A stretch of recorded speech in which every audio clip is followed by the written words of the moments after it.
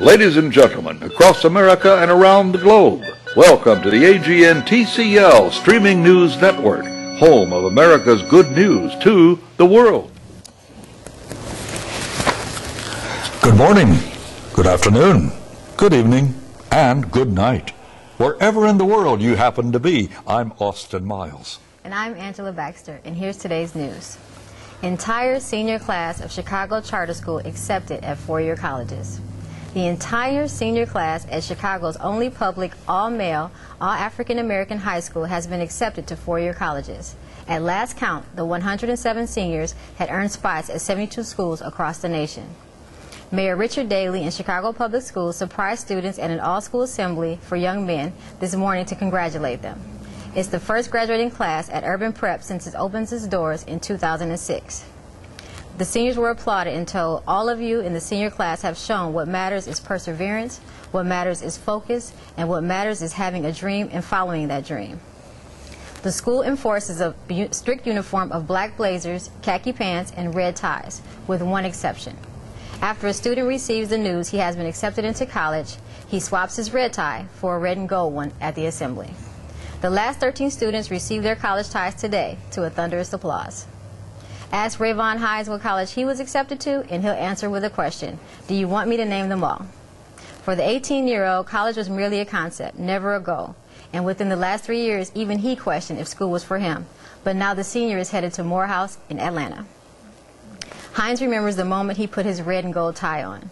He said he wanted to take his time because he was just so proud of himself, and he wanted everyone to see him put it on. The achievement might not merit a mayoral visit from one of the city's elite selective enrollment high schools, but Urban Prep, a charter school that enrolls using a lottery in one of the city's most troubled neighborhoods, faced difficult odds. Only 4% of the senior class that graduated this year were reading at grade level when they became freshmen, according to their CEO. The CEO said he never had a doubt that they would achieve their goal, and everyone that he hired knew from day one that their goal was to get those children into college.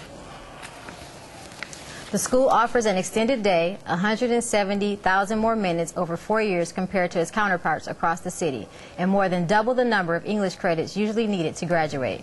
Even the school's voicemail has a student declaring, "I am college bound," before he asks callers to dial an extension. Normally it takes senior Jerry Hines 2 buses and 45 minutes to get home from school. On December 11th, the day the University of Illinois at Champaign-Urbana was to post his admission decision online at 5 p.m., he asked his friend for a ride home. He went to his bedroom, told his mother he had to do this alone, and closed the door and logged in. And yes, yes, yes is all he remembers screaming. And his mother, who didn't dare leave, burst in and began crying. That night, he made more than 30 phone calls, at times shouting, "I got in," on both his cell phone and the house phone at the same time. He said, "We're breaking barriers, and that feels great." What a wonderful story. That's such good news to hear. Well, I just got an email from Helen Troutman, who's a CEO of Results Unlimited in Pittsburgh, Pennsylvania. Okay. And she sent this, and she titled it, "Old Geezers?" Am I an old geezer? No. Oh. Geezers are easy to spot at sporting events during the playing of the national anthem, Star Spangled Banner. Our geezers, old geezers, remove their caps and stand at attention and sing without embarrassment. They know the words and believe in them. If you bump into an old geezer on the sidewalk, he will apologize. If you pass an old geezer on the street, he will nod or tip his cap to a lady. Old geezers trust strangers and are courtly to women. Old geezers hold the door for the next person and always, when walking, make certain the lady is on the inside for protection. Old geezers get embarrassed if someone curses in front of women and children, and they don't like any filth on TV or in movies or in emails. Old geezers have moral courage. They seldom brag unless it's about their grandchildren. It's the old geezers who know our great country is protected not by politicians, but by the young men and women in the military serving their country. You know something? This country needs old geezers with their decent values. We need them now more than ever. Angelia? You might be an old geezer. Maybe. Thank you.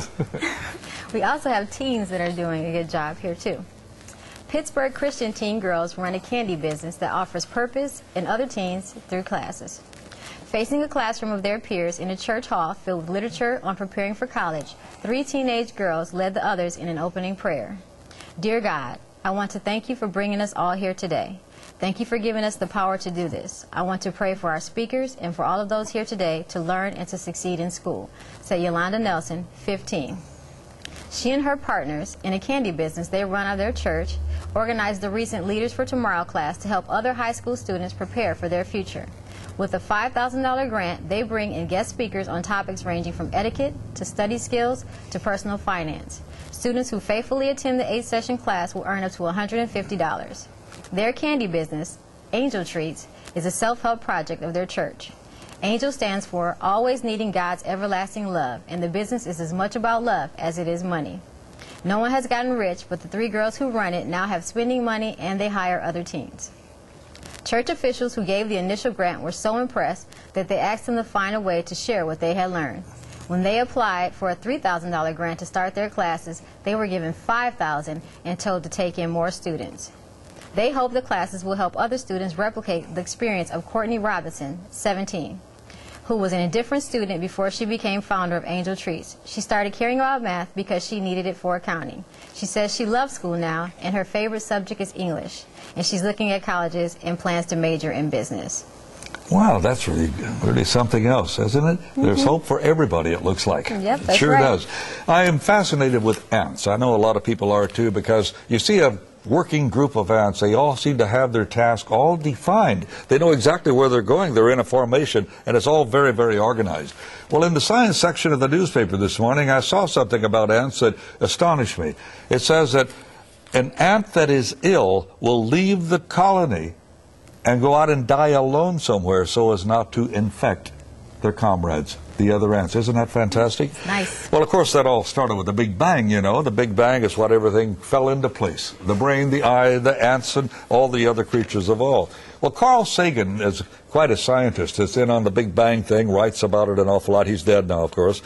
And I found this in his major book called The Violent Universe, where he explains the Big Bang that formed the Earth. Scientists have narrowed down the mystery of creation. All that seems to be necessary is some hydrogen gas at the beginning. We understand how the hydrogen condenses into a first generation of stars, how these stars cook heavier elements in their interiors, how these heavier elements are spewed out in supernovas and other explosions to enrich the interstellar medium, and how subsequent generations of stars and planets form from the hydrogen and heavier elements. And yet, he writes, there's this beguiling problem. Where did the original hydrogen come from? I'm Austin Miles. And I'm Angela Baxter. God bless. Okay. We got